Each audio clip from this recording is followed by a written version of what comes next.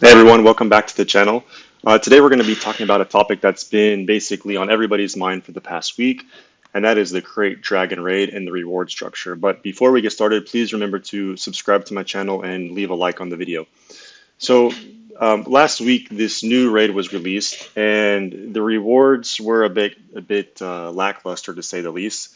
And I think there was huge backlash across the community on the forums, on Reddit, on YouTube, trying to point out, what CG did wrong here when they released this raid and they released the reward structure. So since then, a week later, CG has gone back and they have made some adjustments to this, which we will talk about in an update that's going to be coming out, today. This is May the 10th, so should be coming out later today with a change in the reward structure. But I just wanted to kind of go through, what the old reward system was in the old raids with the simmed raids, the CPIT, and the heroic Sith. Kind of look at how the new raid structure was and why there was so much backlash, and then talk a little bit about the updates that CG made. I think there's still some backlash I've seen on the forums, people posting that we're still losing out on rewards, which yes may be true, but I think there is some positive things that outweigh that. And then I think overall this is a very good change for almost every guild in the game, as far as being able to play the new raid. And I'll do a separate video on how small guilds can even attack this and get better rewards. So first, let's go look at some math. And I'm sorry this is a bit small. Let's see if I can make it bigger here.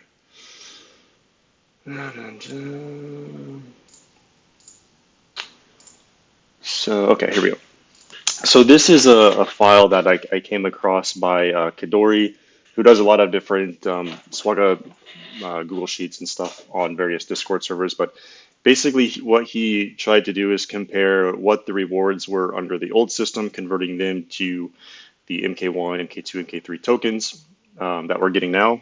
Obviously, we were getting gear in the old system, and then also looking at a crystal conversion, and then comparing, how the new raid system is using the same. Again, this analysis was done before the updates, but I wanted to just show you, and I want to focus really on the crystal conversion. So the math behind it is obviously taking, kind of what the average gear we were getting from the old raids, converting them to what you could buy that gear for crystals, to try to give us an apples to apples comparison of the old system versus the new system. So a couple things that I want to focus on is in the old system. Again, this is set to basically what you were getting over a week. So if you were running the pit raid, simming the pit raid basically 3 times, you were simming the HAAT raid a couple times, you were doing HSTR maybe twice a week, and CPIT, pretty much once a week. So all of that is factored in here. And what he's done is basically he's looked at, okay, if you were doing all the raids getting rank 10 or better, all the raids getting rank 20, all the raids getting rank 50. I think the two to look at, what I'm going to focus on is this rank 10 and rank 20. I think in general for, if we want to take this as an average, what CG should be looking at is really this rank 20 section. Again, there's 50 members in the guild, so this is probably pretty close. If you're a very active or competitive player, you probably were getting top 3, top 10 in HS Heroic Sith. So you probably are used to getting a bit higher rewards than the average person, but again, we have to consider the full player base. So we'll take this rank 20, and basically what he's done is he's compared, again, converting the raid we are getting into the MK1, MK2 tokens per week. So again, with this running CPIT, we are getting Arrow Magnifier, so that's 1400 MK3, 10,500 MK2, and 15.7 thousand MK1, and then those combined basically convert to a crystal cost of 15,700 now. So keep in mind this. And then rank 10, it was a bit higher at 24,000 because you were getting some of these higher gear 12 plus pieces. One thing to keep in mind that this 15,000 is not taking into account is the credits we were getting in the raid, the guild activity tokens we were getting, and the get 1 and get 2. But if we go up kind of to the top, we've considered some of that, and obviously the shards from the characters that you're no longer getting. So this is about 2,500 crystals worth of shards per week, 728 crystals worth of get one, and 220 worth of crystals for get two. So this is about 3,500. So if we take again rank 20, um, we can say we're around 19,000 crystals equivalent of gear, shards, etc. per week. Okay. Again, rank 10, this is going to be closer to like a 28,000. And ignore this 37,000. I mean, this is if you're getting like very lucky and you're getting fully crafted pieces every time. Obviously, that's a huge value, but very few people were getting that. So let's say we're getting 19,000 crystal equivalent in the raids per week. It's pretty good. Now, if we look down at the new raid system, again, these are the old categories, and this is where I think the backlash came from. Um, you can see that the 130 million guild track for the Krayt Dragon Raid was giving basically 17,000 MK1 per week, 7,500 MK2, and 1,300 MK3. So you can buy your air max. So that's what it was again. So 17, 7.5, and 1.3. That's, if we come up here, pretty comparable, I would say, to getting this rank 20.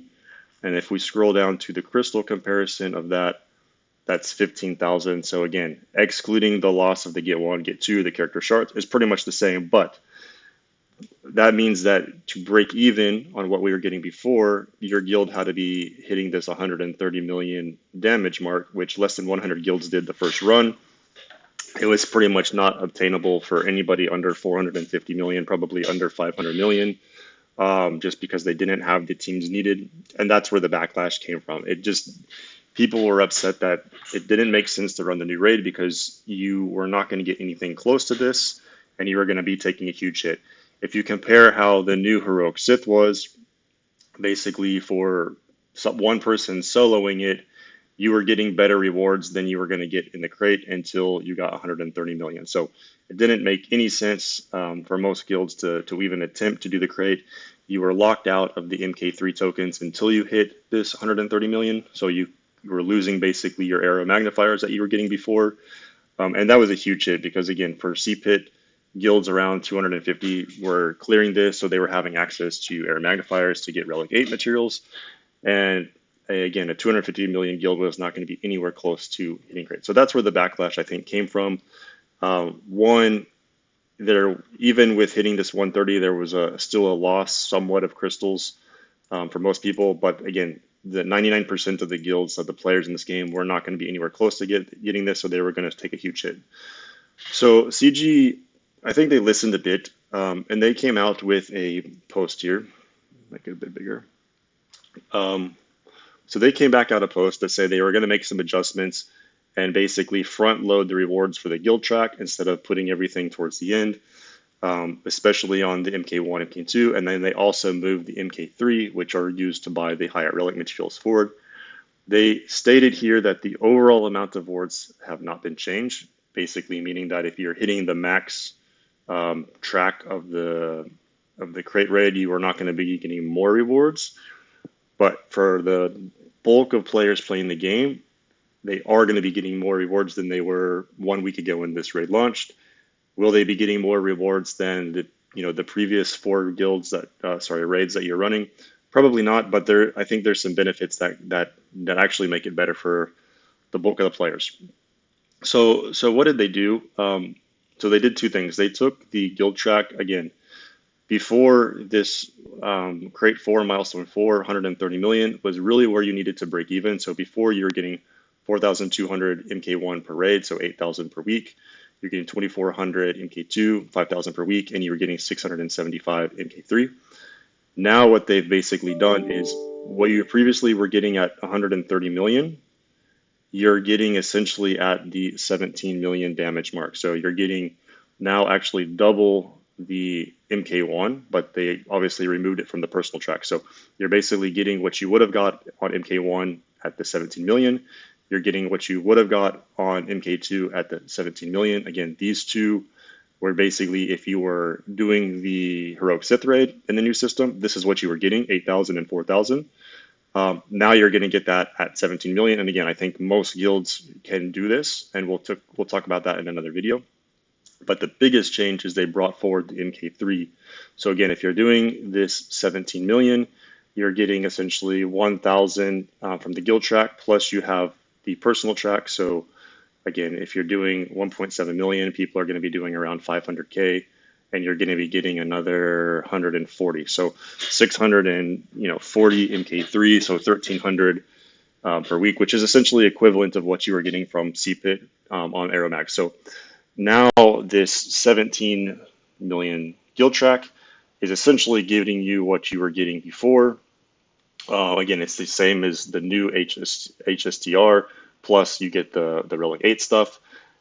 And yeah, so it basically becomes similar to what you were getting before. I think overall there still is definitely a loss of gear, but a lot of that gear that we were getting, one, you couldn't even convert it in the scavenger. Some of it just was not usable.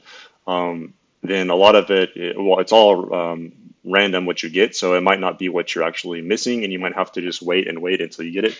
So there's some benefits of that. But in general, now at this second crate, again, we'll do a video. I think pretty much every guild in the game can easily hit this if you build one team. And then most guilds, I think now are, they're somewhere between the 25 and the 90. I think if they're striving for this 90, once they get there, again, they're getting the same MK1, MK2, which is great. Basically, you cap that out at the second level, but you start to increase your MK3. So now you're getting 1,000 here, 2 times per week, so 2,000. If you're hitting the 90 million, your people are going to be running around, this 2.2. So you're getting another 160, 200, and another like 500. So you're getting basically 2,500 MK3, which is double what you're getting in CPIT as far as arrow magnifiers go. So I think overall, again, when you compare this to the very old system that we used to have more than a week ago, there still is a loss of gear. I think if we jump back over to the Excel sheet, we're closer to this 15. Actually, if you get to that 90 million now, this goes up. This basically doubles. So you're basically at 17, 16 and a half thousand, which if you compare versus, again, the old system at rank 20 is the same. So you definitely have some loss because you don't have the get one, you don't have the get two. You don't have the shard shop currency from the character shards. You don't have the credits. So that definitely is a loss.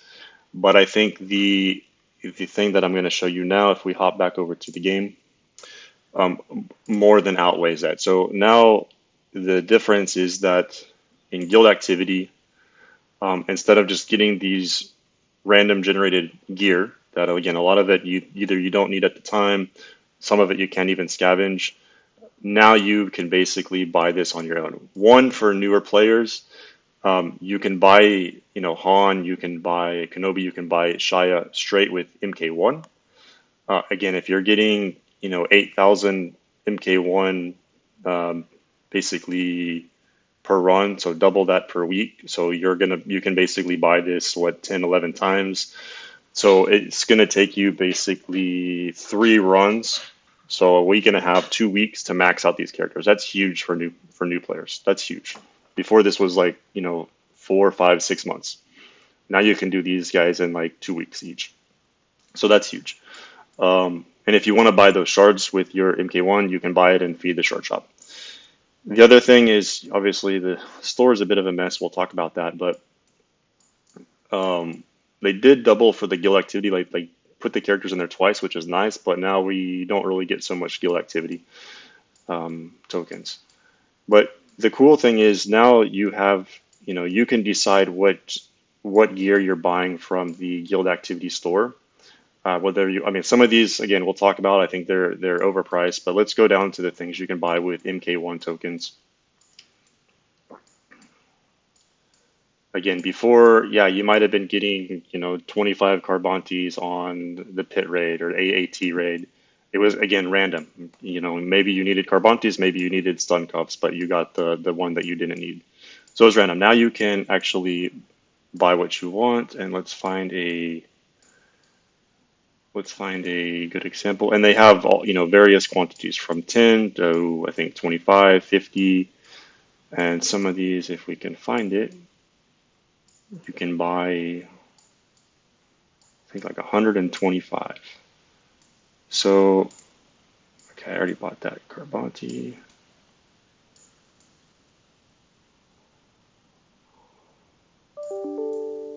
Let's see. I bought a bunch of Carbontis, it seems. But anyway, like you can buy 125 MK3 hollow projectors for 1600 MK1. Again, you're getting 8,000 of this per run of the Krayt Dragon. That's huge. You can go up quickly. You can get, again, Carbontis is pretty much the same. 125 of these, and I don't have I already bought it. But, you know, buying 125 Carbontis in one purchase for like, I think it's like 2,000 maybe, um, or 2,700 even. That's huge. Again, you're getting 8,000 of this. You can buy 350 Carbontis every run. You can buy 700 Carbontis every week doing this if that's what's holding you up. So being able to purchase that, I think, is a game changer. It more than outweighs the loss of the get one, the get two. I mean, yes, like get one, get two specifically you need for Kairos. That will hurt a little bit. A lot of the stuff from get one you can use now here and with MK2 or with MK3. The other thing I think if we go up to the relic materials, so again, if you're doing that 17 million, you're going to be getting the equivalent of MK3 to buy what you need for Aero Mags. You're going to be getting the same amount per week. 17 million is a very easy threshold. The thing that's huge here is you can also buy impulse detectors. You can buy Gerda keypads. Like, yeah, they start to become expensive, but to craft impulse detectors, to craft keypads, like it's a huge investment on the Gear 12 plus gear. So the fact that you can buy, if you're doing, um, let's just look at the spreadsheet. Sorry, the new thing again. If you're doing 25 million, so you're getting 1,500, you're getting another, basically 500. So you're getting 2,000 MK3 per week if you're getting that 25 million mark. Um, you can buy six. More than that, you can buy like basically the equivalent of 7 impulse detectors per week. So every 2 weeks, you can basically have enough impulse detectors to take a character to relegate. That's huge. Again, a lot of people in 300 plus million guilds, they probably have an excess supply of arrow magnifiers, and what they were needing was impulse detectors and vittles, etc. So this allows them to get that. For lower level guilds that were still needing arrow magnifiers, again, this is a very easy way, I think, easier than completing the challenge rank or raid to get them. And if you're a high-end guild, yeah, maybe you still need arrow magnifiers because you're constantly taking characters to relic 8 or 9. This will be a way for you to get it and really decide how you want to spend that currency. So again, I think overall there still is a slight loss of rewards. But if you consider that most players, if we take the rank 20, we're basically losing out on the get one, the get two, the character shards. But I think it's more than made up for in having the ability to purchase what you want when you want it and not just get it randomly. Obviously, if you are more active, you're getting top 10 in Heroic Sith, maybe top 10 in CPIN didn't matter. Actually, honestly, you got better rewards if you're like in the 30s. So that is a bit of a drop if you are consistently getting top 10 in Heroic Sith. But again, you might not get the stuff you want. Getting the fully crafted pieces was so random. I think this is better off. It allows everyone now playing this game to experience the new raid. Again, I'll do a video because I think even guilds at as low as 50 million can do this new raid and actually get good rewards and much better rewards than they were getting in the past. It allows guilds to focus on, improving the rosters to continually go up the path and basically increase the amount of the MK3 that they're getting. I mean, if you start to hit these thresholds 130, 230, like this is going to be huge on the amount of Relic 8, Relic 9 materials that you can purchase per week and continue to build up your roster. So I think that's a game changer. It's there's the backlash I think needs to stop. This is a big improvement. The one thing I will say that they do need to revisit is the price of like bronzium wiring, carbonite circuit boards. I mean, come on, these MK2 tokens, 1,300 for 3 pieces of bronzium wiring. I think they forgot some zeros. Um, so they definitely need to take another look at that. That's absolutely doesn't make sense. I mean, consider, rhodium heat sinks. You can buy what 125 hollow projectors that I just said for 1,500 MK1.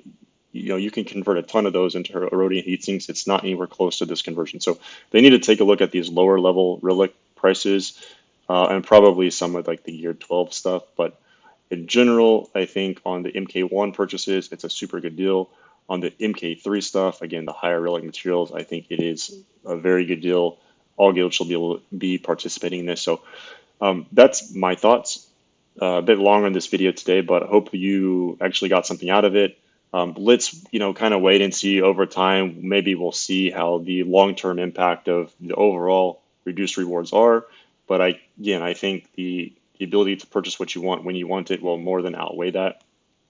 So I will see you in the next videos when I talk a little bit about how you can, as a small guild, participate in this guild and actually get good rewards. So thanks for watching. Please do remember to subscribe to the video and like the channel.